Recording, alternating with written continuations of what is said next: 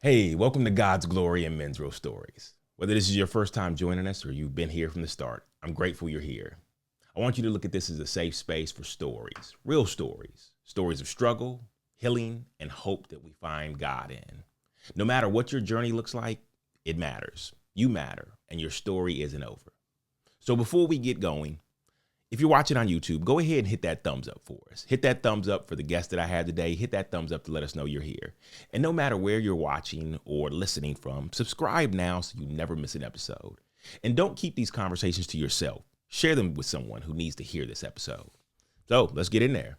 Today's guest has been a good friend and brother of mine who invited me on a journey long time ago, before I was ever ready to surrender to God's way in my life. But he invited me into a circle of men as well and showed me what it looks like to create space to get vulnerable through a ministry called Radical Mentorship. And I've been rocking with him since then and have a love for him and his heart to lead and be authentic, the authentic him while doing so. So I want to welcome our brother, Joseph Springs, to the episode. Oh, man. What's Robert, going on? What's up, man? It's a pleasure to be here. Yeah. Honor, man. Yeah. Man, thanks for that intro. I think, but when we first started working on faith stuff together, I think you were farther along than I was. So, I appreciate you saying that. We'll get into it. We'll get into it. I'll sure. tell you why I believe that. Okay. But, man, just thinking about how we landed here, I think you've been chasing me for this for almost 2 years now. That might be about right. I mean, like 3 years ago almost, I started getting the courage to ask people, like getting out of that comfort zone of like, they're going to probably tell me no, but if they tell me no, it's okay. And so like I started asking people at my job and saying, hey, well, look, would you be interested? I mean, we've done this before. Like we kind of have these conversations. Would you be interested in sharing our conversation with others? And I know that's an extra hump for some people, but I know God uses it. Absolutely. And I think, I know for a fact God's using this one because I know the experience leading up to this. So hopefully some folks out there take away from some of the good work you're doing. For sure. Well, before we even jump in there, let you introduce yourself, however you want to do that, for those who don't know you. Yeah, absolutely. So, hey, everybody out there, my name is Joseph Springs.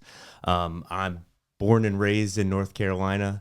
I have a beautiful wife, Molly, of 15 years, 2 daughters that are amazing, Vera and Stella, and then a 2-year-old boy, Coleman. He's doing awesome. And then just one quick shout out to my brother-in-law out there, Braden. We love you, and I hope God finds you in your heart, and just know we're here waiting for you, bud. Oh, that's awesome. But so I think it's a little bit about myself. He said we met at work. So obviously we work for a fantastic company that puts God at the center of the culture. Yeah. Which I'll walk through that. Like for me, it was actually really weird for a while because I spent the majority of my career there as a stated atheist. So just talking about God's story through that, and I'll walk through that in detail. I bet that got people's undivided attention. Like, wait a minute. Yeah, I know. Okay. It's like to the point of where it was like I was having like, do I need to find a different place to work?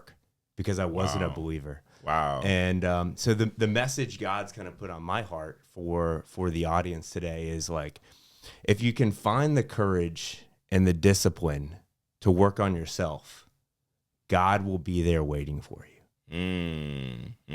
That's rich. That's rich. Okay, so, I'm ready to get in there. And I'll walk through why I believe that. If you're okay, if I can go right in. Let's jump right in there. Let's do it. So a little bit about my story, because I like to start with that, because I think that's how God works in a lot of our lives. For sure.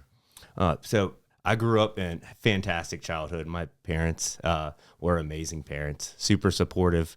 They really built an environment where me and my sister can thrive. Fun thing about me and my sister, it's like the tale of two halves.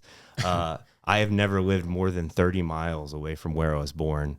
And my sister, through mission work, has lived in multiple countries in South America. So it's like the tale of two halves. Wow. Grew up, my mom worked at the church. She was the accountant there. My sister was in the mission field. And then, like I told you earlier, kind of black sheep. Once I got into college, so I'm a science nerd, so I'm going to probably throw some annoying facts out here. So bear with me, team. I always go there. I drive everybody nuts, but I promise I'll circle back around. On that, one of the things that never sat, I always found interesting, we'll say it that way, even as a non-believer, is if you actually look, there's a higher percentage of PhD scientists that believe in God than the general population. Wow. Now that's globally. Okay. That statistic actually doesn't fit in the U.S. mainly because Christianity is more of a culture identification For sure. than a faith identification. So if you Okay, look those yes. stats up on the U.S., that's not going to fit because of how many people culturally identify. For sure. I read a great quote the other day that talked about how cool the relationship or kind of nomenclature the Catholics use, because you have Catholics and you have practicing Catholics. And I was like, man, I wish we had that in our Southern Bible Belt. Right. Because I'm not condemning anybody or passing judgment, because believe me, the planks in my eye are way too big to do anything like that. I love that. Yeah, believe me. Like I'm not saying who's got it wrong or right. Right. I'm just saying it was really impactful in my journey because I didn't start that relationship with God till I was like 37. As we worked through that, it was 34. Sorry, let me correct that. I started it when I was 34. Okay. So, for me, great childhood, went to college, kind of found, like many of us do, got lost in college a little bit, and then just lost all faith and all belief, even to the point where, hey, I fell back on my science background and went the atheist route, if you will. Right. And the funny thing is, God, he weaves these plans that are, I had a great person who went through my mentorship group last year. He said, God weaves a tapestry so beautiful that you can't even comprehend it. It's just every now and then you get a glimpse at the thread. And I promise, if you pause and have that courage to look into yourself, and the discipline to review yourself, your life, your decisions, like God will be there. Yeah, You'll see the tapestry threads. You won't see the tapestry because we don't have that kind of comprehension. Course, yeah. But you'll see the tapestry. And so, met my amazing wife in college. Molly and I have been together 15 years. She's an absolute rock. So super faith in her own way too, which is even cool to see how different two people's walk with God can kind of look like. For sure. And so I'm working my way kind of up the ranks, if you will, at Consolidated. Started in the warehouse, which was it was one of those things where I graduated in 2008. So the economy was in the tank. Oh, yeah. So hey, there were no jobs. I still remember sitting at the graduation. There's about 20,000 folks that graduated in my class at UNCC, and there's 450 education specialists that were graduating with the teaching degree. And I was like, man, of all the jobs you would think all the educations you would have a secure job, it'd be teaching, and CMS had just laid off 1,000 teachers. Yeah, it was nuts. It was wild. So in that, I was just looking for a job. I thought most of the people with my specific chemistry degree and math degree do research. I really enjoy things like this. I enjoy people. Labs are really boring, so I found that didn't work. And I ended up working at the plant here at Coke, and then God was kind of doing the rest. And about 10 years into my journey, I had the pleasure of one of my great mentors was actually Jewish, and he helped me navigate that because he didn't fit into the true Christian culture of our company, which is fantastic. Right. And so he's helping me work through that. And as I went in, I was thinking okay, do I need to start pursuing other companies because I don't prescribe or align to our stated honor God in all we do. Yeah. I did not believe God existed at the time. At that time in my life. So I got a question. Did you feel like then at that point you were going to have to perform or act like God was a part of your life just to stay relevant? Yeah, it's a great question. I think there's some value in fake it till you make it. There truly is. Especially when hey, I talked about discipline. Yeah. Sometimes discipline is just doing the action long enough to where it gets built in. For sure. So there's definitely there's value in that. You can't say there's not. Now for me, it was, I felt yes, I was at the top of where I was going to go and didn't fit in. So for me, it was about clarity. it was about getting clarity from our leadership team of like, is this going to prevent me? Right. Yes or no? And the funny thing is, it's like most fears. They all exist in your head. Right, for sure. Because when you say it out loud and people hear it, they're like, no. Where'd you come up with that? Right. Man, I heard a great quote from one of the, I'm a self-help junkie, if you will. Okay. And I heard a great quote. It was something about all the outcomes in your mind are worse than the most possible outcomes that can physically happen. For sure. And the worst outcome is that you die. And then it doesn't matter. Like it's like we get caught up in our head, like, and for us, for people of faith, like, hey, if we pass and we live right by God, then we got something to rejoice for, right? Sure. So so it's kind of really like, it's always interesting where we get caught up in our own heads and our own fear. And in that, so I'm trying to build my career.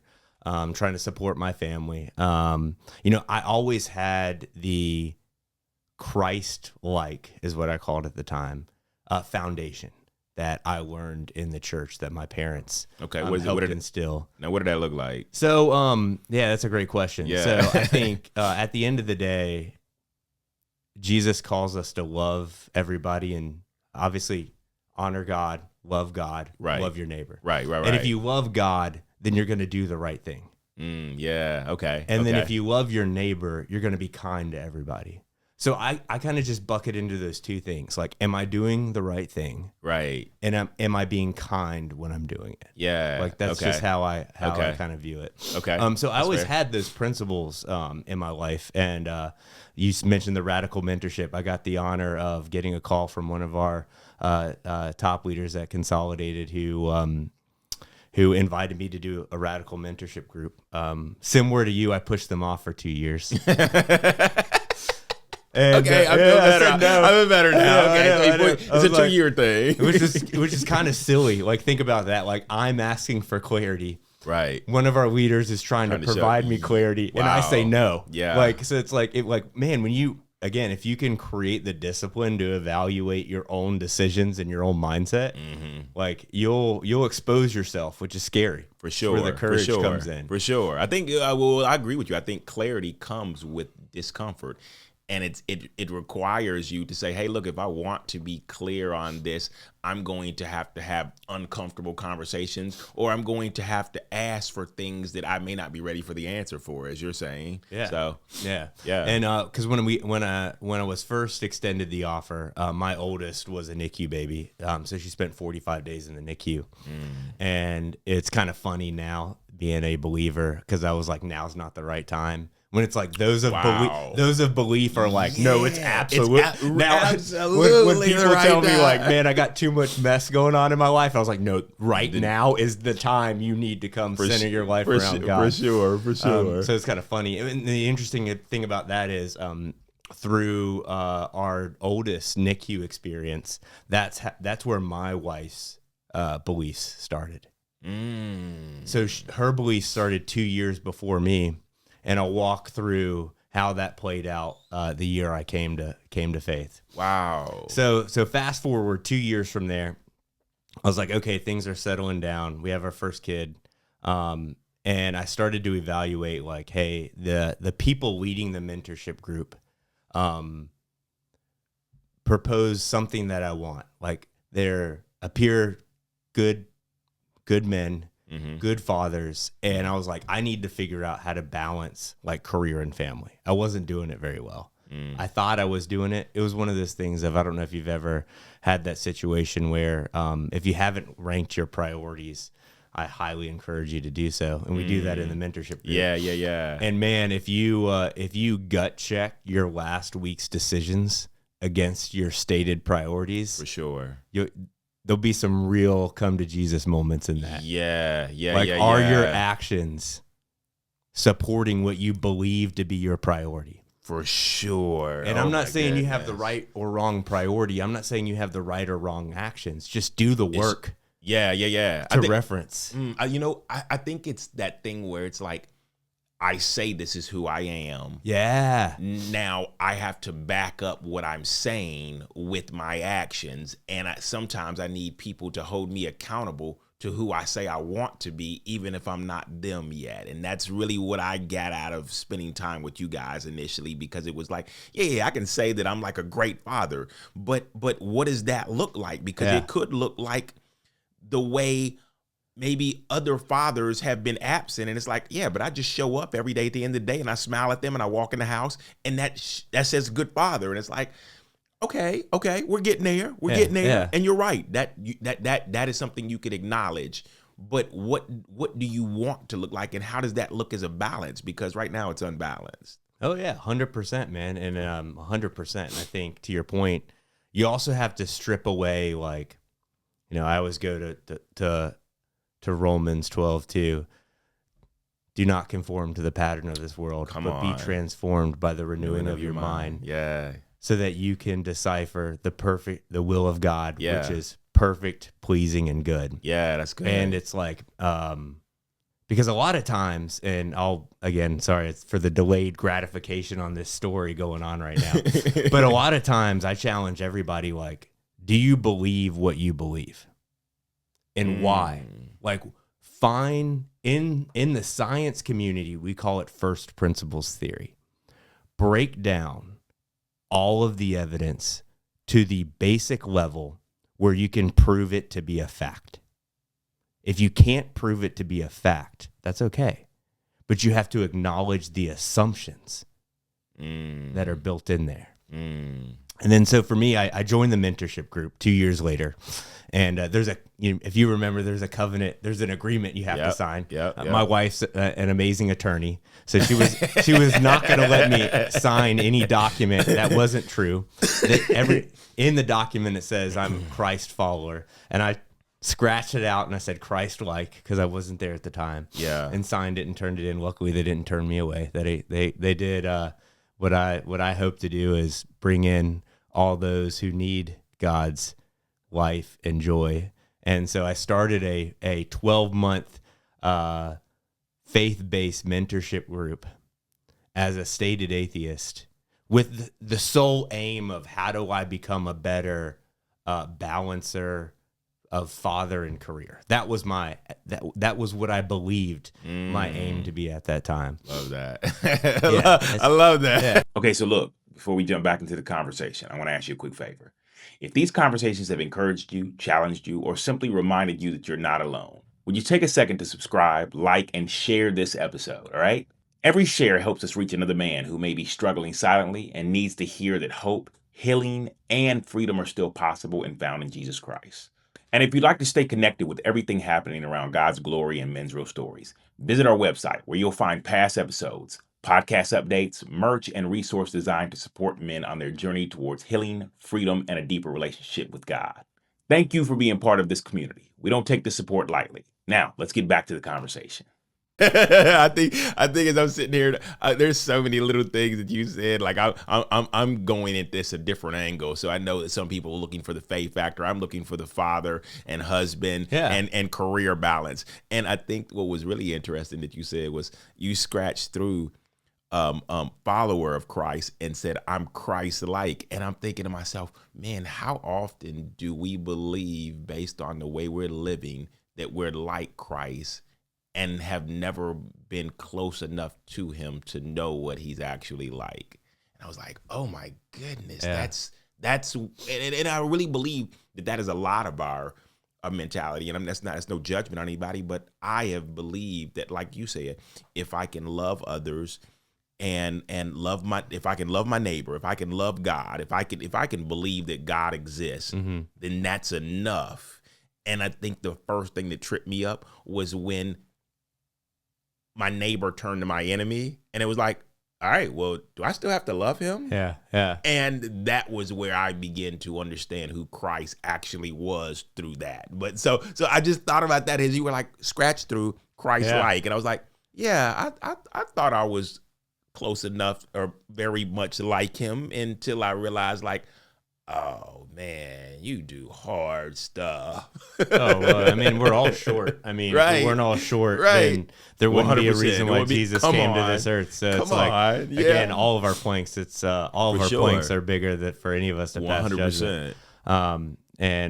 Yeah, it's funny. It's so cool talking to folks like you that know me like post transition. Yeah, Versus pre, because I always hit that people with like, yeah, I used to be a stated atheist, and a lot of people are like, what? Because I'm running around talking about God. But you were the coolest stated atheist I had met. Like you were you if nothing else, you had that brotherly love that a lot of people need, especially in a workplace where they're looking for somebody that can meet them where they're at and not like, well, you've got to like join the club before you. You were the type of guy who met people and encouraged, and in a way through your conversation, you loved on them despite like whether it was Christ's love or it was just all of Joseph's love.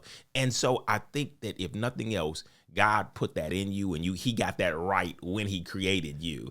It was just, he knew that there was more he was going to do through the title. He's weaving the tapestry, man. He's weaving the tapestry. It's crazy when you look back at all the stuff. And well, thank you for that, man. I think there's so much power in, I don't know if you're a Jordan Peterson fan or not, but he's got a great book called The 12 Rules of Life. And one of those is like, assume the person talking knows something you don't. And if you can just go through this world as a learner and not an expert. Wow.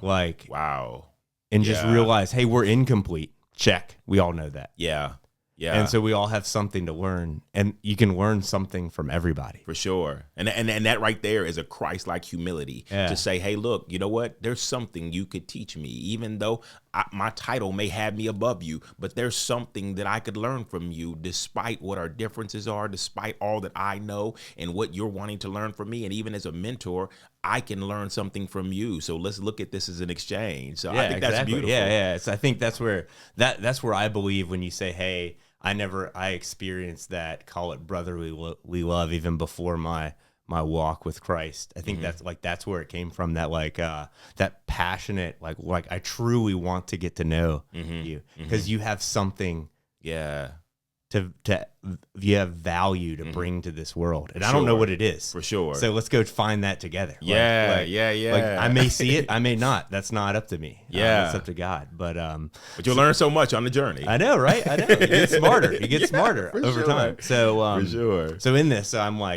about 2 months into a 12-month Christ program as the stated atheist. And I cannot speak more highly of our leadership team, specifically these two mentors, because it was never like a big push. It was never a big forced, like, all right, now that you're in, you got to come. You got to come. Right. Give your life to him. Yeah, exactly. And I think, for a lot of us who have been on those journeys, like I always view it like it's my job to do what God asked me to do and set the environment. It's never my job to build the relationship that somebody has with God. Yeah. Like that's God's work. For sure. Like I can't do that. That's God. Like that's between you and God. All I can do is be there. Love that. But the relationship that forms, because they all look different. They all look drastically different. Yeah. So I go through this, and I told you, like, hey, grew up in a Christian household. My sister and brother-in-law were off in the mission field right now at this point in time. This year they were in Nicaragua doing Christian ministry. And there's an exercise where you go through and you timeline all of your major life events. And through that goes back to the courage. Like, if you have the courage and the discipline to evaluate yourself, God will be there waiting for you. I promise. So I'm going through this mentorship group, and so people were just asking questions like, hey, it's kind of odd. Like, I'm surrounded by faith believers. My parents, my mom worked at the church still before she retired. My sister and brother-in-law were missionaries. Like, why are you such a black sheep? And I literally just went back. And I at that point in time, it was almost about 13 years of being a stated atheist. And I went back and evaluated, like, when did I start believing what I believed? Right. First principles theory. Yeah. Like, Why do you believe when did it happen? Why and when? Yeah. And for me, I had to uncover something I didn't want to uncover. For sure. And so when I was a young teenager, I was taken advantage of sexually by a lady at our church. And if you're going through that, like know or have gone through that, like Will Smith, of all people, actually has a great statement around going through those traumatic experiences. Like, it's not your fault by any means. Yeah. But it's 100% your responsibility to get over. For sure. For sure. It's not your fault. Yeah. But it's 100% your responsibility to move forward. Mm-hmm. Like that. Dealing with it is different than associating blame. Yeah. And for me, I went 12 years lost with the only belief that I could assign to because an event turned me away from God. Not that I ever believed he didn't exist. Yeah. It's an event. Yeah. Yeah. And I had shared with just my wife. At that point in time, I hadn't shared with anybody. And here I am in a group of 12 guys. And I'm telling 12 folks hey, by the way, this is like, these are leaders in the company. Like, this isn't people you want to be sharing your journey. And I believe like God put it on my heart to share. This is probably the most, I appreciate this setting because this is the most public setting I've been able to share that. And I think it's impactful because, hey, we all go through something like that. Yeah. It's not like, and hopefully not that specifically, but you all go through events that shape your belief. 100%. And if you don't step back and dig into that more, you might be missing out on God like I was. For sure. And on top of that, I love how you said that it's what pushed you away, letting you know that like we all have something that is that and like you said, that has pushed us away or has framed the way we see God. And we tell ourselves, we create this story. I do it so much that now I have to go back and check every story to proof check it, to run it through a registry to say, hey, look, based on what happened, have you begin to assign a story to God? Have you begin to assign a story to other people because of what you believe will follow it up? What you believe he can't do anything with? What you believe is an attribute of him? Like, okay, this happened. If God was good, then this wouldn't have happened. Yeah. So I will find somebody else that will handle me better because this person belonged to him. And it's crazy that we do that because that, like you said, it's all of our stories. It's my story too. Yeah. Of like, I can't see God in a better light than I saw what happened to me. Yeah. So I'm going to walk away from him because he can't be good if that's what what happened in his presence, as I would have put it. So no, I think that's powerful. And I appreciate you saying that. Yeah, man, of course. Because it's like you said, it's the reality for a lot of us.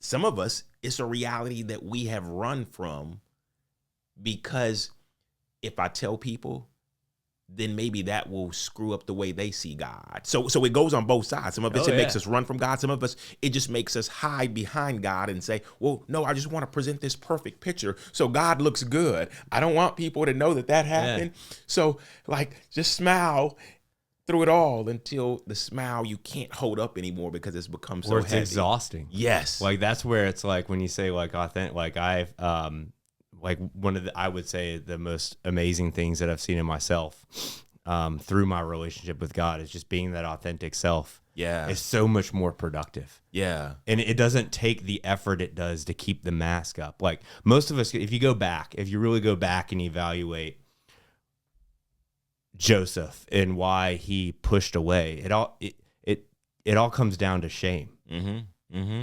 Like I was too ashamed to acknowledge what happened. Even though, again, not my fault, 100% my responsibility to move forward, though. Yeah. But let's not overlook that hurdle of not my fault, because that is one of the biggest hurdles in situations that happen to us of maybe that was my fault. Maybe I had that maybe it was karma. Whatever you continue to build it up with, it becomes the biggest hurdle that it's like, I could never jump over that now. So I'll just continue to realize that it must have been my fault. And so even that hurdle of a person saying, okay, I'm ready to make that step today to say, I want to jump over the hurdle of realizing it's not my fault. That wasn't my fault. I didn't deserve that. That wasn't something that should have happened to me. I think that's an incredible step today, even for a person. Oh, to say, absolutely. I want to get over that. Yeah. And who knows, maybe one day I'll go further, but like, I want to get over that hurdle of like, I'm tired of blaming me for what happened and saying that I deserve that, or I had that coming, or I probably did something to deserve it. That's incredible. Yeah. And I think, I mean, you're dead on, Robert. And I think like, just to kind of expand on that a little more, like when I say that, like, it's not my fault, the reality is, it doesn't matter whose fault it is. Period. Oh, like you give it up to God, and it does not matter. This isn't, hey, let's go persecute the person who did that. Like by the time I got through my journey, it was like I was okay with it. Like, not that I wanted it to happen, not that any of that, but it's like we just give it up to God, and it doesn't matter. Like it doesn't matter whose fault it is, because guess what? The way, like, hey, we're all imperfect, messy human beings. Yeah. I'm at fault today. You'll be at fault tomorrow. And guess what? It's coming back. If I jump on you, I'm going to be at fault tomorrow. Yeah. Like, just know you are always going to fall short. Yeah. And take that and use that for how you can better love other people. Because because in this situation, you're not falling short and they are. Yeah. Dude, tomorrow the tables are going to be turned. For sure. For sure. Like tomorrow, you're going to be the one at fault. Yeah. That's good. Yeah. So anyway, we're I'm dealing, you know, and you and I have gone through this. So I tell you, there's something really fun about the idea of bringing things into the light. Like, and I'm going to go science on you. Like, light in itself is a form of radiation, which can purify things. Like, you can't grow mold on a deck that gets sunlight because the sunlight is going to purify and eradicate anything that encourages decay. So think about that. Deep. That's so good. what you keep in your basement, what you keep in the dark is going to decay you over time. And the only thing you can do is bring it into the light and give it up to God. Sheesh. Listen, okay, so it's one thing to have always known that, but the way you just broke that down in a scientific way, it's you can visually see it now. It makes sense. It's like, oh, that's why like bacteria grows in the dark. Exactly. It's just hit me now. But you're right. I even tell my kids, I'm like, there are things you've got to get out, because out in the light, not only does it disinfect it, but it makes it smaller. Oh, absolutely. It makes it smaller. It continues to get smaller and smaller, because what was once huge, it's this huge thing I've been holding on to. When I begin to talk about it and bring it out in front of everybody, it gets smaller and smaller. It's like, yeah, this thing right here has been holding me hostage. I've been a prisoner to this thing that happened to me. And it keeps getting smaller and smaller the more you talk about it, and people are like, wow. And it doesn't make it, it doesn't invalidate it by the smallness of it, but it makes you realize that something you thought was so big was actually this little thing that happened. It matters, even though it's small. It matters, and it's beautiful when it can come out in the light. And you can be like, man, that's crazy that I let that I believed in a belief of God didn't exist. Never because I had any kind of evidence or foundation that God didn't exist, but solely as a reaction to an experience. Yeah. Like, think about how, like, nuts that is. It's not nuts, but think about, like, how illogical, that's the word I'm looking for. Yeah. About how illogical that is. Yeah. Wow. And also, when you say that, like, on bringing into the light, like, if you don't bring it into the light, then God can't use it either. For sure. Come on. So, all right, I'm starting to realize I'm breaking down the walls of why Joseph believed what he believed at the time. And I'm coming to the understanding that I never found evidence in atheism. I only found comfort because I was running from dealing with an experience. And then so we're 4 months into a program that I joined as a stated atheist with the leadership at my company as a Christian-based organization, completely sticking my neck out there with the spirit of just learning more. And I get a call from my sister and brother-in-law who are in Nicaragua right now. The Nicaraguan government just got overthrown. They were burning the capital town hall that they were living in. U.S. citizens were being held at gunpoint at the airport.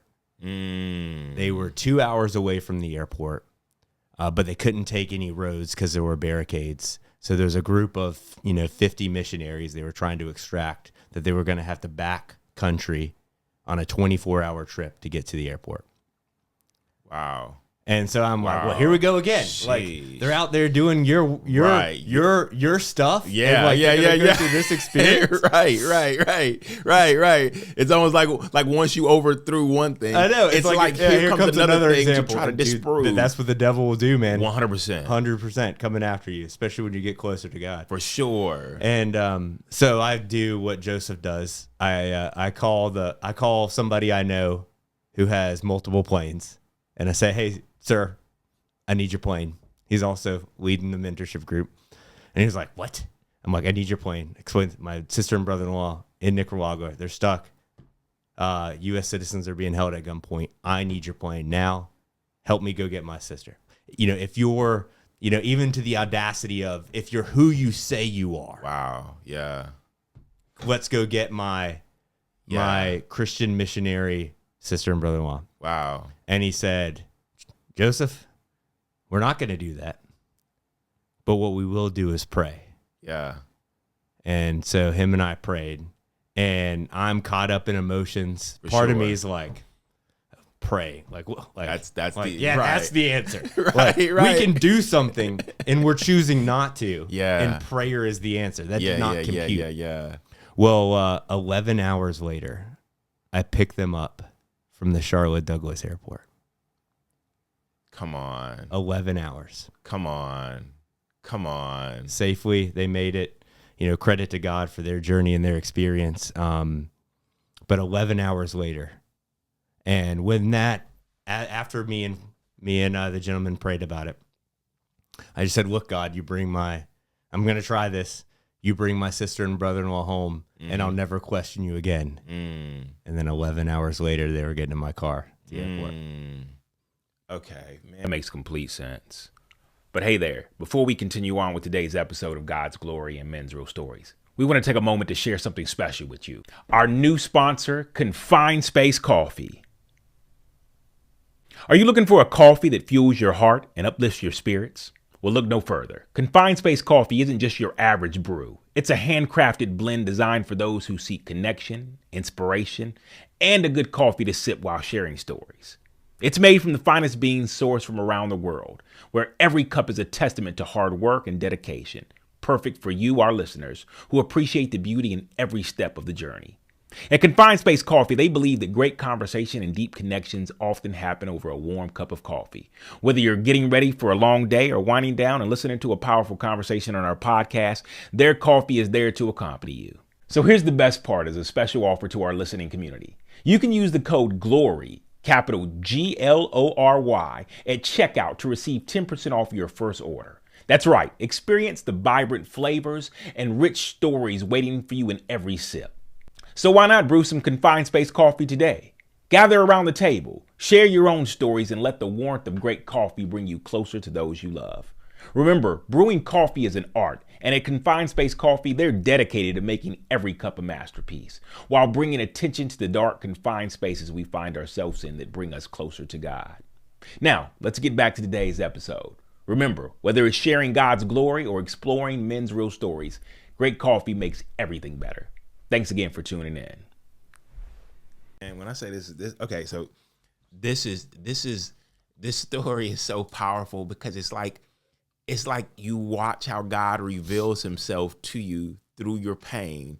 Then you watch how God strengthens your faith through prayer. Yeah. And I'm sitting here and I'm like, yo, God, like if you could write a beautiful story, you work on his heart, then you work on his faith. Yep.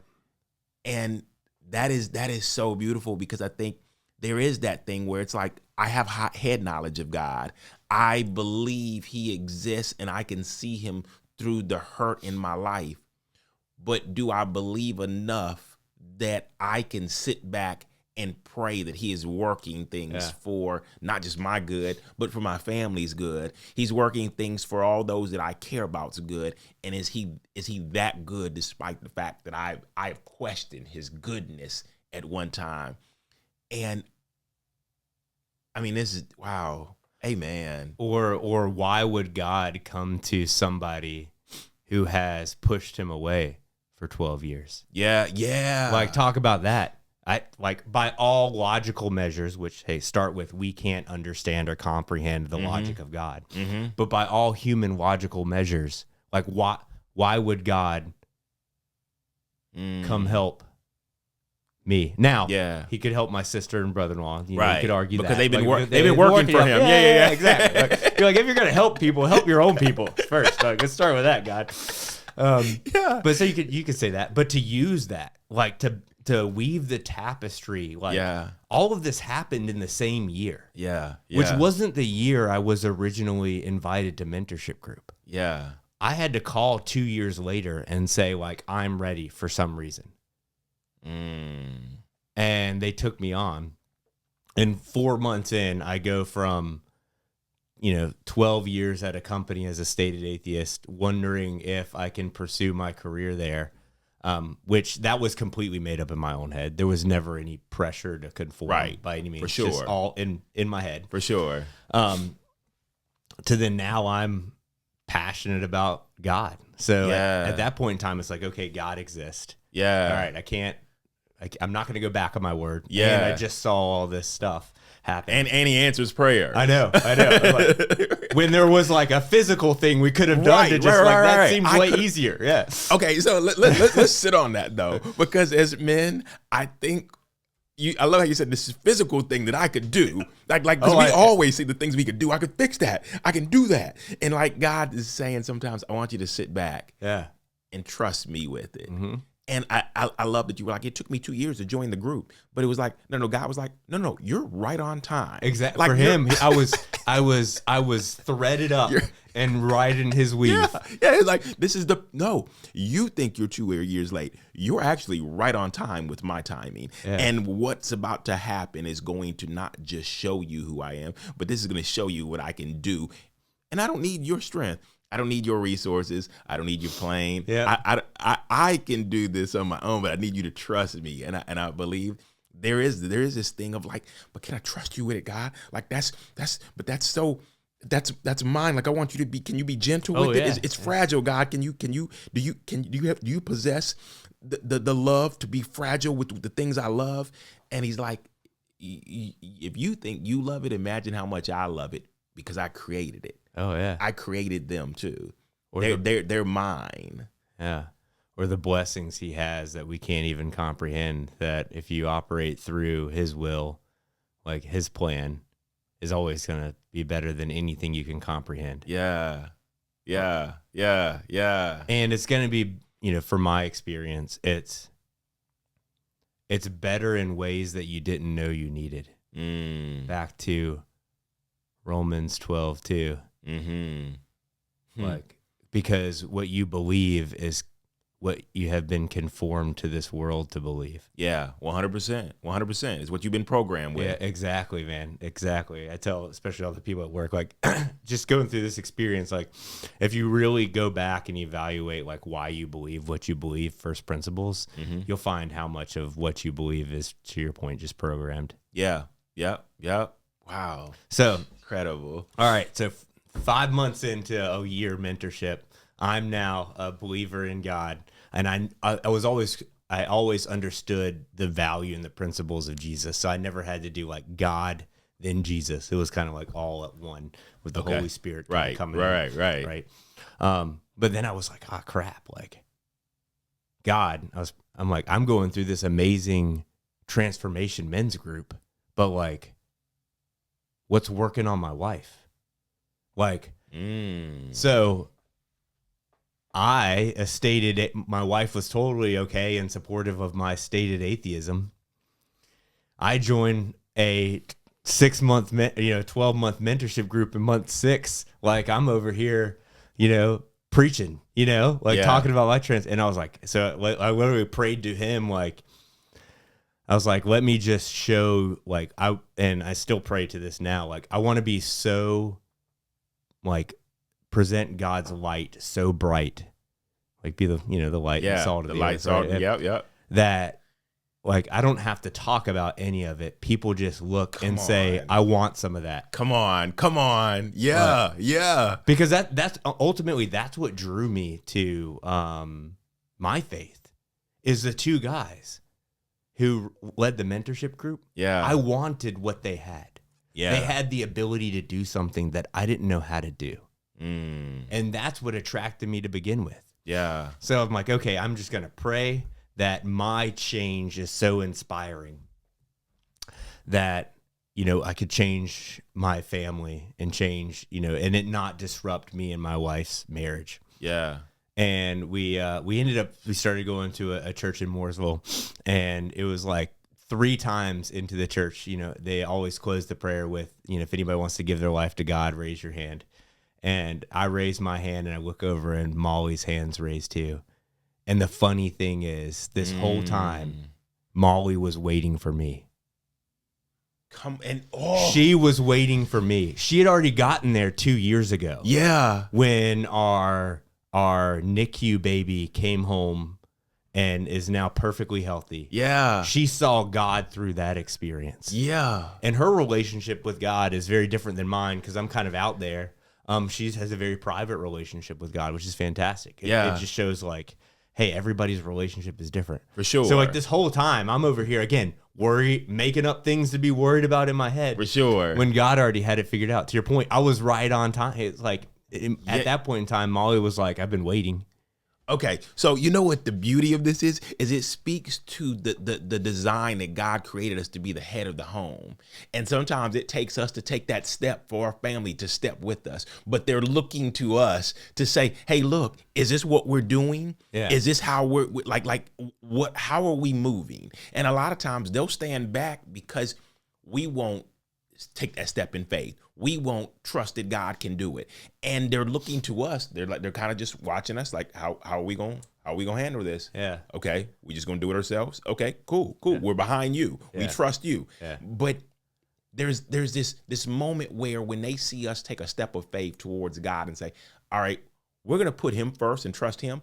They're like, all right, we're behind you. We're going to take that same step with you. Yeah. And I think that's the beauty, because I've had enough conversation. This is not to throw shade at anybody, but I've had enough conversations with others. But the conversation that I had to have with myself is that I've been waiting for my wife to lead me, and tell me where I got to go, and tell me what my schedule is, and tell me who we're believing in, and tell me we're doing this God thing. When the whole time it was supposed to be me, and it, like you said, it was supposed to be my light and salt that began to not just change this world, but it started with my family. Yeah. Like your light was what sparked something in your family that said, okay, all right, this is what we're doing. We're now looking to God. We're letting him lead our home, but it starts with you. And I think that is always the design, but I love to hear stories where a man says, my step was what started something, a ripple effect in my family before it started anything else out here in this world, as I begin to encourage and touch people. And I think that's beautiful, because what you did even made, like you said your wife was like, kind of like, she wasn't like loud and bold about it, but she made a bold step that day behind you to raise her hand. Completely unorchestrated. Like we didn't talk about it. Yeah. Like it was just an awesome God moment. Yeah. And yeah. That's incredible, dude. I'm blown away by that right now. And I know it's like, dude, I'm telling an incredible story. And it's like, that's the part that but I think that is the beauty of God showing himself in our stories, even for those who don't know you guys, but are looking at you guys in the church and saying, wow, I want my husband. I want to follow a husband who will make that decision to follow Christ. So I no longer have to wonder if he's doing it in his own strength and trusting that he can carry this family. Yeah. But he's trusting God to carry this family. And so I want to get behind that. And I think that's incredible. Yeah. I think that's incredible. Well, I'd say I'm sorry to shine a light on that, but that was just awesome. so incredible. It's awesome. I mean, I think everything, I love everything you just said. I think it's, again, the only thing you can do is create the environment and then you let God do the rest. Yeah. 100%. And so, and to your point, like everybody brings different things. Everybody brings their different relationship with God. And for me, I happen to be the loud one. So it's really cool to think about when Jesus asks us to be the light and the salt of the world, because similar to, hey, what you bring in the light, like that is radiation. Come on. That can transform an environment. Yep. Like, let's go. I'm going to go science on you. Yeah. Like salt and light were very particular things to choose. Mm-hmm. Both completely transform their environment. Mm-hmm. Salt reacts with everything and changes everything. Yep. Just like light does. Yep. So yeah, no, and I don't know who said it, but I remember when somebody broke it down. And they said salt originally was used to preserve things that would go, like before they had refrigerators and stuff like that. Before waste. Right. They would pack things with salt, because I never understood. I got the light thing. The salt thing was something that I was still kind of like, why salt? I mean, like, too much salt makes things, but it was like, no, it's less about the taste of it. It's more about how it preserves things and how it enriches things and how it keeps things healthy. It keeps things preserved for what's to come. Salt will keep things well for as long as it's covered in that salt. Yeah, it slows the decay, just like the light destroys the bacteria. Yeah. Wow. That's incredible. That's incredible how we are called to be that to this world, to slow the decay. Yeah. Isn't that wild? Like, this kingdom, this earth is, not God's kingdom. Yeah. I mean, everything is created by God, but he's not the ruler of this environment. Yeah. So you can't, we're not good enough to expel the decay. Yeah. But you can sure as heck slow it down. Yeah. Have you ever thought about the fact that God used your parents' children to not just reach those who are in America, but reach those who are outside of America, and he had 2 different mission trips for both of y'all? I know, it's funny. We like, it's funny. Me and my wife talk about it. It's like a philosophical debate of like, my sister and brother-in-law always said the hardest place to be a missionary is in the Bible Belt, because of the Christianity is a cultural label, not a religion. Come on. In the Bible Belt. Come on. And so it's like, so it is true. Like, so they've been off in other countries. Yeah. And now I'm here. Right. Trying to hold down the fort 100%. in the Bible Belt. Yeah. Doing a great job. I don't know about that. Trying to move when God tells me to move. Hey, look, you'd be surprised how God will move through this conversation to reach those right within 30 miles of you and further. Yeah. It's you never know. I think it's incredible that it's like, oh, little old me, I did what?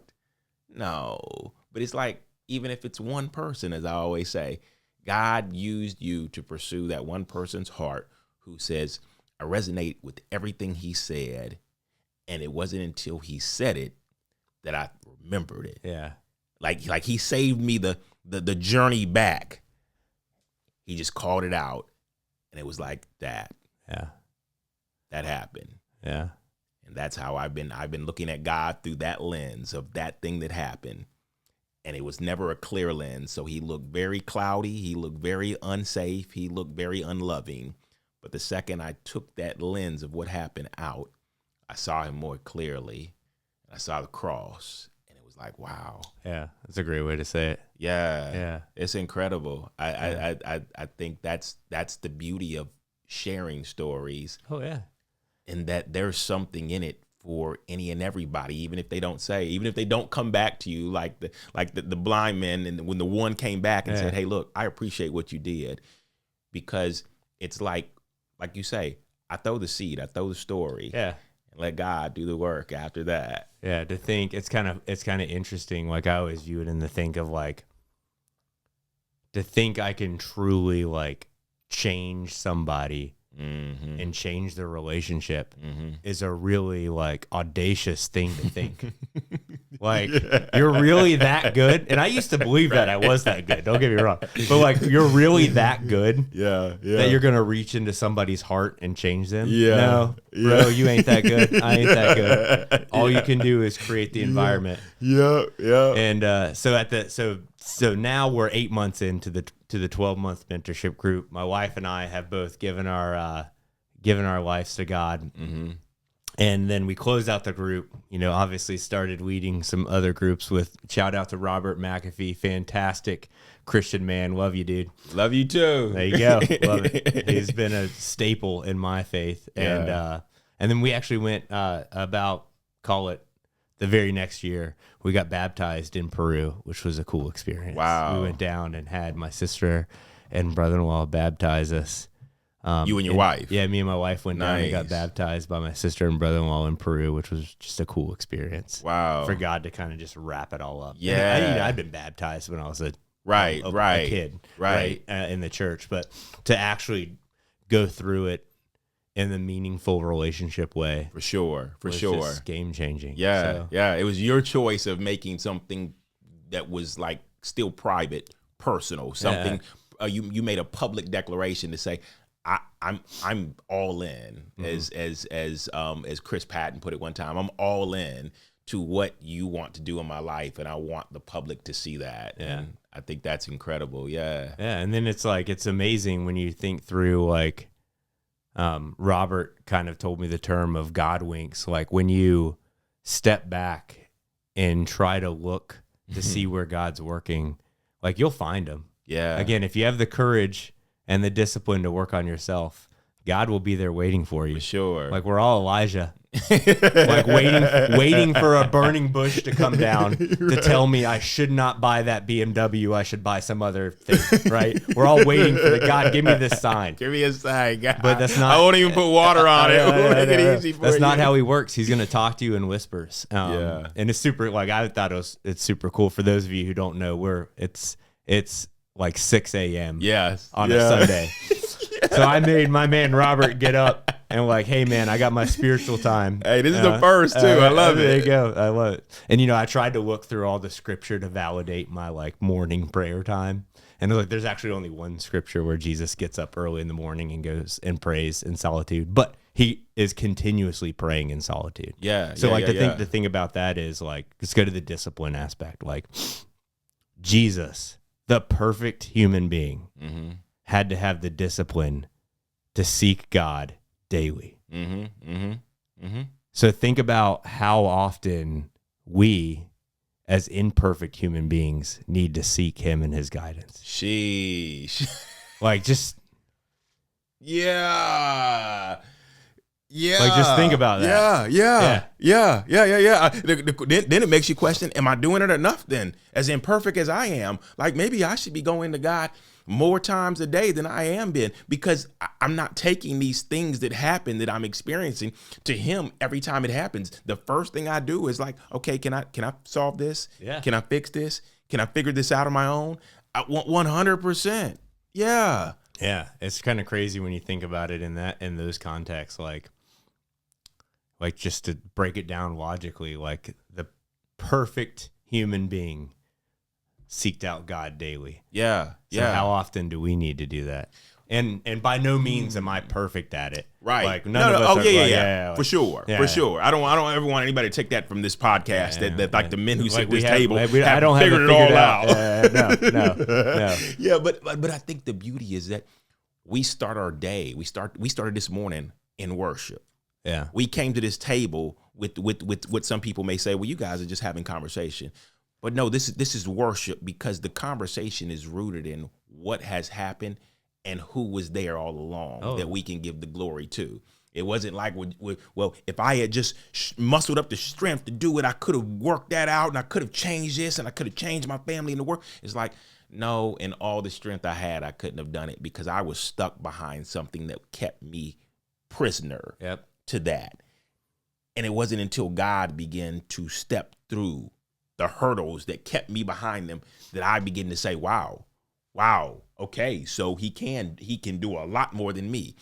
Just in a word, he can do a lot more than me. And in a word, he stepped through countries. He stepped over things to get my family here. He stepped through moments to bring my heart to his, to then bring my family's heart to his. I know that his strength and our weakness and what we can't do is made perfect. Every time his strength is made perfect in our weakness.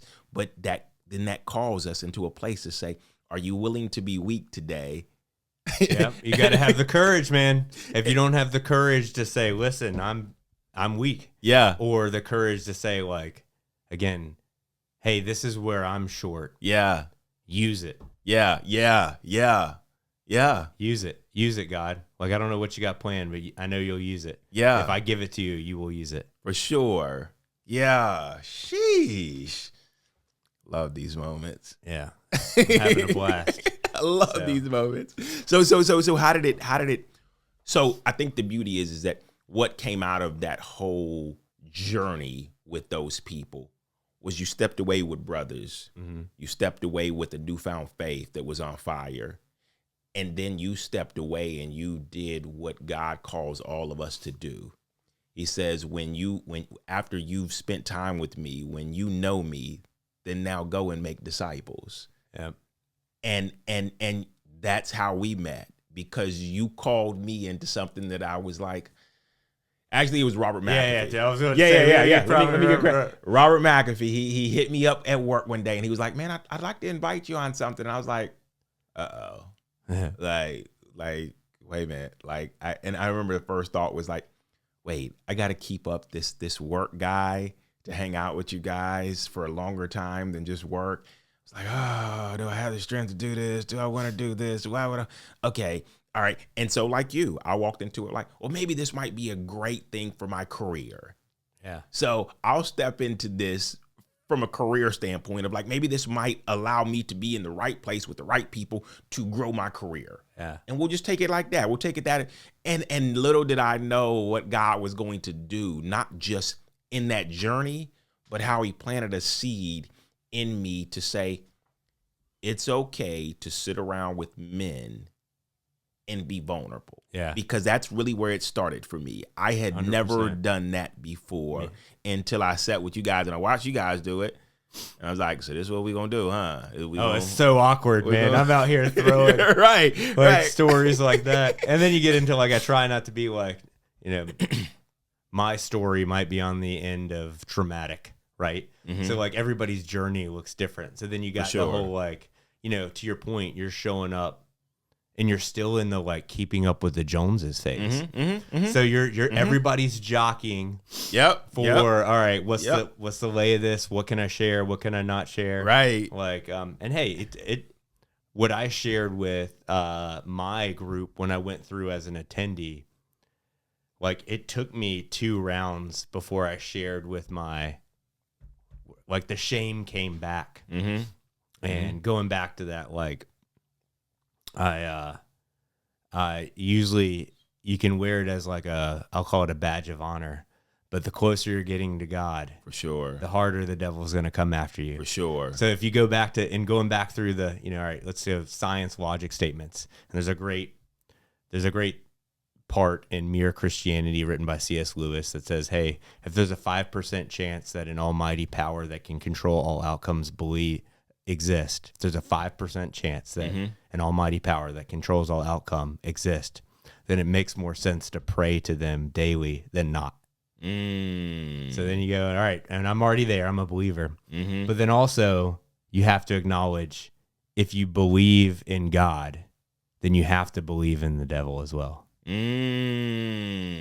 can't like taking one part of the whole is not believing in the totality. And this is not to like go scare people. No. It's all about watching God work. Yeah. Because if not, for me, I'll misread the tea leaves.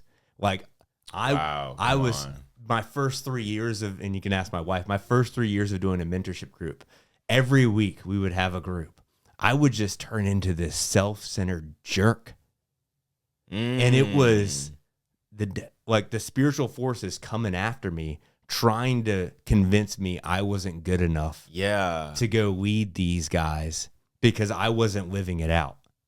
Sheesh. But when we were originally planned to have this, the same thing happened, Robert. It was like, I know God's going to do something amazing because I knew what I went through get to this table. For sure. Come on.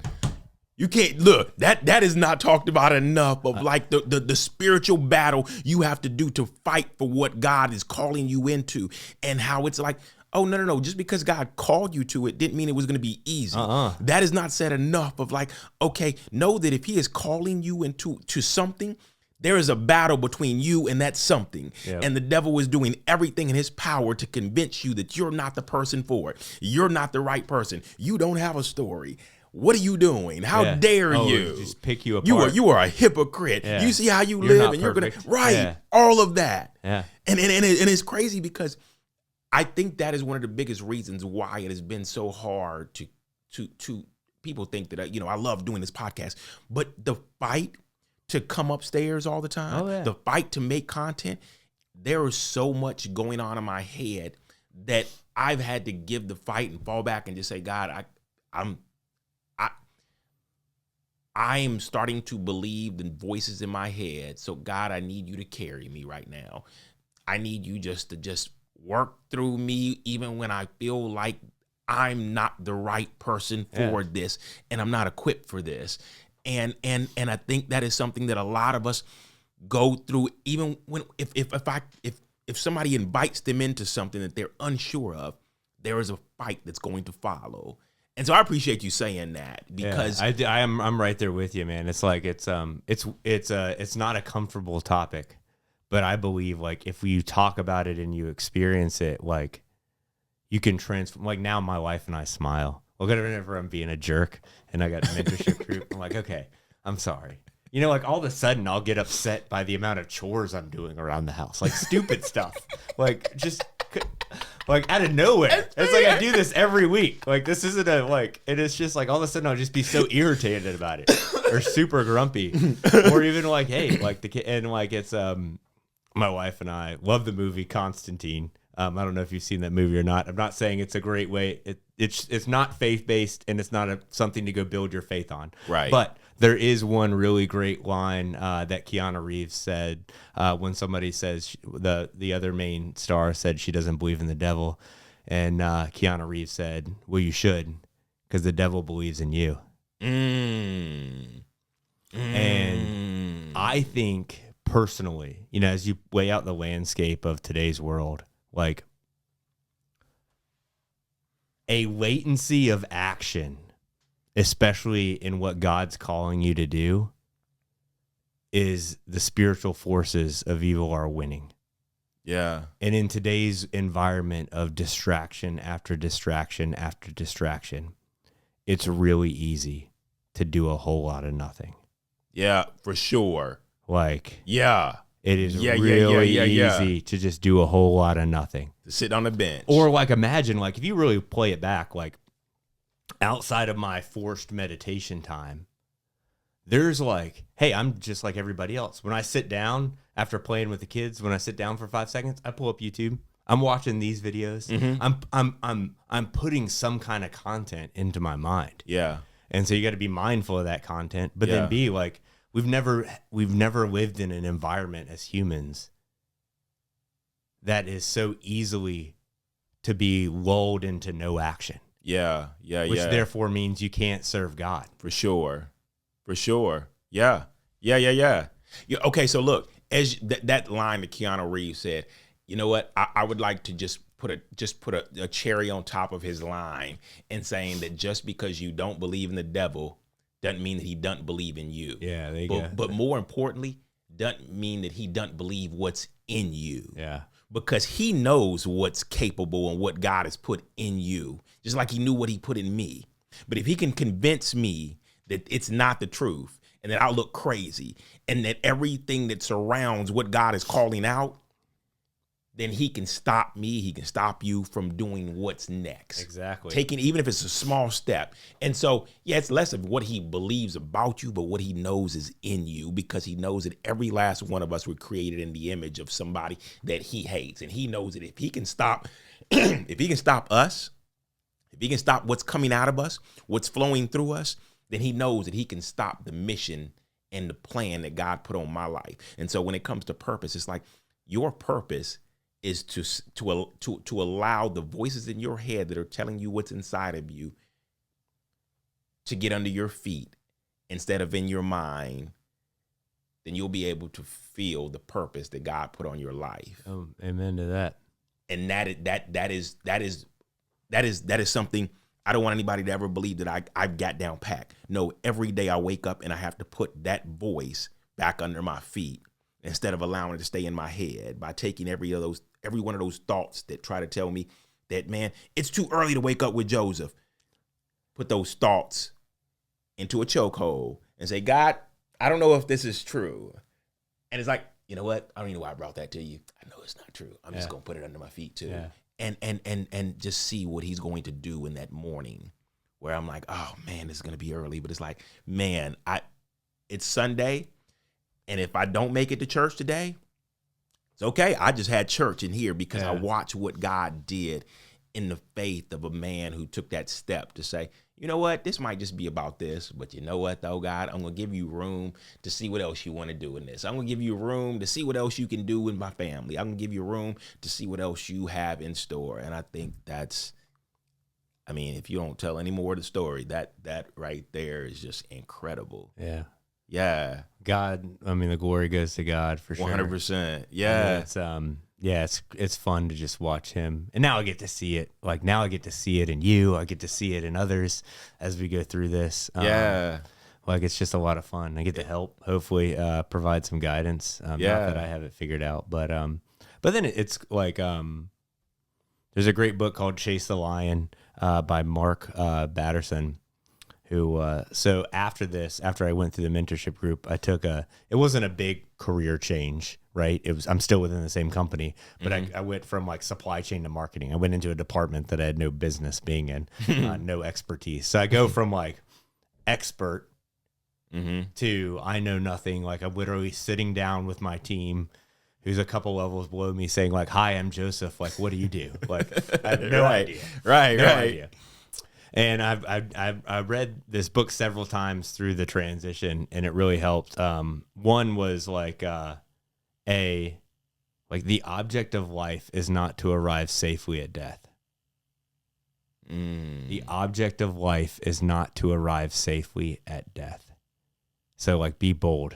Yeah. Be fearless. Yeah. And then more importantly, there's only one statement in the Bible. And that's well done, my good and faithful servant. It's not well planned. It's not well strategized. It's not well thought. It's not well intentions.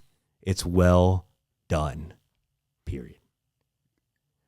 And so if I can offer anything, like as you find that courage and you find that discipline, God will find you. And then from there, it's all about done. The things that have happened after that, where it's like, God tells me to go, I just go. Change, move. God, I said, God, this is the first time ever I'm letting you lead one of my decisions. You go, it was fantastic. In the family, done. Like, support, helping others, done. Like, not perfect at it. I don't jump every time. But when God tells you to move, just move. Yeah. Like, stop thinking and move. Now you have to you gotta do the homework on Romans 12 too, because you got to be able to discern what is the will of God. Yes, yes. So you got to do your homework, and Yeah. there's lots of stuff you can find online that will really help you do. Like there's a 7-step test that's actually pretty cool that'll help you decipher whether or not you're getting direction from God. Right, Yeah. right. But yeah. but once you know, then it's like shit. That's just when it starts. Yeah, Like yeah. then you gotta. Then there's done. I was about to say, Like that's just and the you're at the beginning. start line. I know. Like okay, I'm warmed up now. I'm Yeah. ready to run the race. Yeah. Wow, Yeah.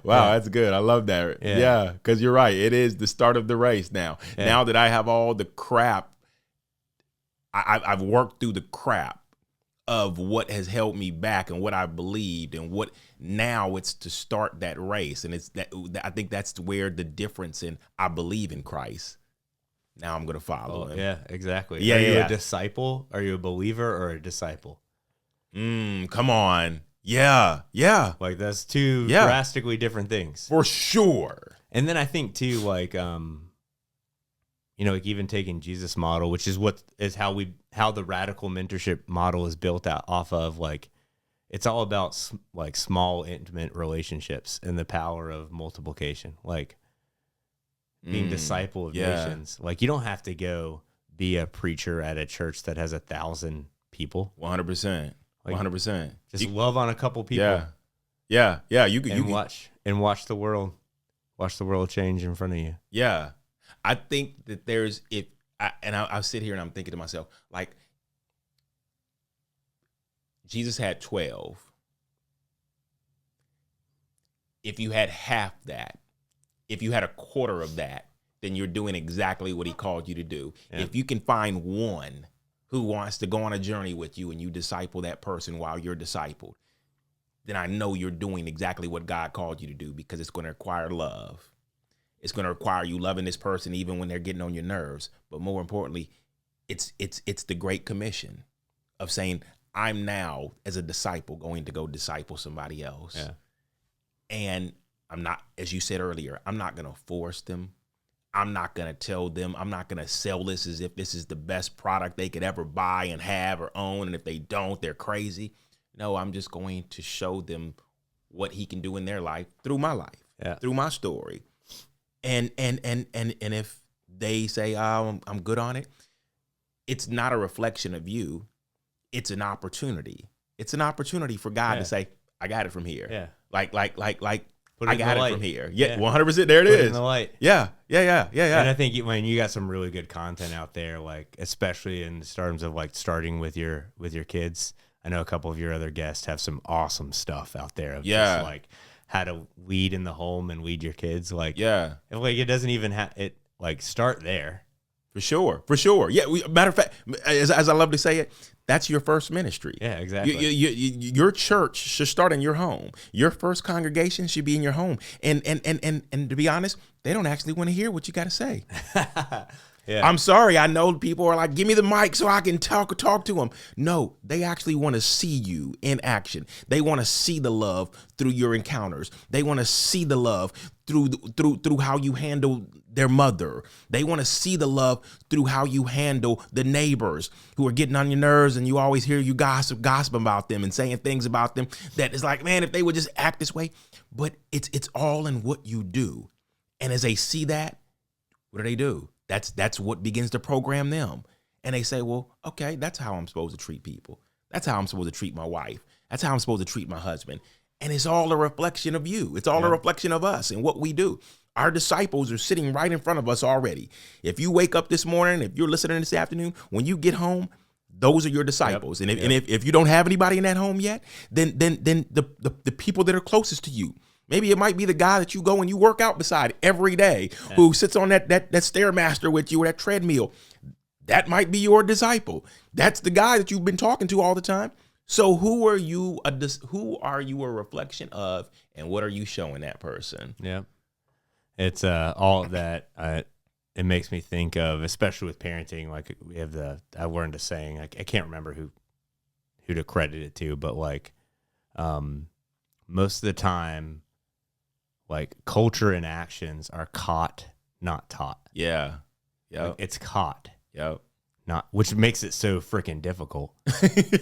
Because you can't just say all the right things. No, you actually have to do all the right things. Like it's like this what makes it hard. Yeah, like I don't know who told me this one time. They were like, fishing is not about catching. That's why it's called fishing, because you may not always catch things, but you're gonna go fishing regardless. That's awesome. I love that. Yeah. So yeah. It's been good, man. Yeah, I appreciate you sharing everything you shared today. I appreciate. Absolutely. I know I don't know the battle you've been through, but I appreciate you fighting through the battle that you went through to get here and to share that today. And I don't ever want to downplay that, like, oh man, it wasn't that hard. You know, no, I know what it's like to make it to this table. Yeah, I know what it's like to sit down. It's not the easiest table to. It's not the easiest table to just come here and just, yeah, you know, and then the Bulls did this and Charlotte, you know, they responded this way. We could do that all day long. That's easy, man. Yep. We're just going to go talk sports. We're going to go talk about things that dudes normally talk about. But to come here and do this, knowing that other people will see it, it's not easy. And so I appreciate you coming and sharing everything you shared with me today. It's an absolute honor, brother. Yeah. I love you, man. Yeah. And it's, I just appreciate the opportunity. Yeah. So. Well, likewise, I love you too. And I appreciate you guys taking me on that journey a long time ago. Oh yeah, man. Even though, cool. You know, the fruit Look didn't at this, come immediately. The physical table has turned. Right. We could talk all day long about just how that all played out. But I think just looking at the finished product of it all, it's like, wow, man, God did all of that. He wow. Okay. All right. I'm nobody's asking me, but I want to go on this journey too. Yeah. I want to follow after. I want to follow after Christ too. I believed him. I know he exists, but what would it look like for me to follow him? What would it look like for me to go on that journey today and just say, I want to see what it'd be like? And so, you know, I love to always sometimes leave the episode when it's primed up like this with an opportunity to say, hey, look, don't let that opportunity or that thought or that moment slip you by right now. You may be sitting there listening to this, wherever you're listening to this, and saying, how can I go on that journey? And I would say it's I know it's less about our words of like, oh, well, God, I want to go on that journey. I know it started with a heart posture to say, I really want to go. My heart needs that journey. My heart needs that savior. I feel lost and I'm hurting right now. And if that's you, if that's where you're at, if that's how you feel right now, I think in that heart posture comes words that say, God, I recognize that my life hasn't probably looked as good as like you would probably like, but I was told that you still love me anyway. And so I want to take this moment to stop right now and say, God, I want to go on that journey. I want to bring my sin to you in exchange for what you've already done for me. And I want to turn over and make this moment my moment, like my moment today, my moment right now, wherever it may be. It may be the nighttime. It may be, I don't know what time it is where you listening to this, but say, I want to make this moment my moment where I give you my life by following you and looking for you, those winks, those moments where you change the course of what I've been doing to say, go this way now, try this path. Yeah, it's not the cleanest path. Yeah, it's not traveled a lot, but know that what I have for you on this path is way better than what you've had for yourself on the other path you've been on, that you've been circling and circling. And that's no judgment. That's just a moment to say, I recognize, I can reflect on, I've been doing this my way, but I want to do your way today. And I want to make that commitment to you. I want to give my life over to you. And it's simple as just saying, hey, look, God, I want to exchange my way, my sin and all for what your son has done when he came here and died on the cross to walk with you now. And if that's how you really believe in your heart, I know that he wants to come in. He's been waiting for this moment. He knew this moment would happen. He knew this day would come where you'd say, I'm giving my life to you now. I want to follow you now. I want to do it your way now. And I think that if that's what you want to do, I'm believing with you. I'm excited for you. And don't just keep it to yourself. As I love to always say, share that with somebody. Absolutely. Share that with the guys at work who's been a believer, who you've experienced God through, or the people that have been around you that you've seen God working through. Share that with them, and say, would you walk with me? Could I walk with you as we follow after Christ, so that you don't have to take this journey alone? I think that would be incredible. I think there's no better way than to just sum up a story of what God has done in the life of an atheist, and I guess you could have called me one too, because I was right there with you, of like the journey we've gone on and the journey we're still going on. Because I don't want you to think this is like, oh yeah, this is a one-time thing. We're at the start line, brother. We're 100%. at the start line. Yeah. But every day I wake up and I'm just like, wow, what are you going to do today, God? That's so incredible. I'm kicking off the covers just to see what you're going to do, because I can imagine you can do a lot of great things while I sit in bed, but I want a front row seat. I want to get out and see what you're going to do, whether it be through me or in the life of others that I may meet. So thank you again for coming today. Man. It's been a blast. Yeah. Thanks for listening out there. And man, I hope God has inspired you and put you in your heart. And I think just find encouragement on what Robert and I said, like, we're at the start line with you. Yeah. We're not like about to finish the race and you're way behind. Yeah, 100%. We're all at the start line. Yeah. Yeah. I love that. Well, bro, with that, man, I think that was a great way to kind of close this up. And I want to just thank everybody who listened today. I love you guys. I appreciate you guys tuning in. And we'll catch you on the next episode. Love you guys. See you soon. See ya. Hey, and that wraps up another episode of God's Glory and Men's Real Stories. I'm Justin Moore. If today's conversation meant something to you, make sure you subscribe, leave a review, or share with someone who needs it. You can find past episodes, connect with us, and check out our merch at godsgloryandmensrealstories.com. Thanks for our sponsors for making this possible. Until next time, let's keep giving God the glory in every part of our story.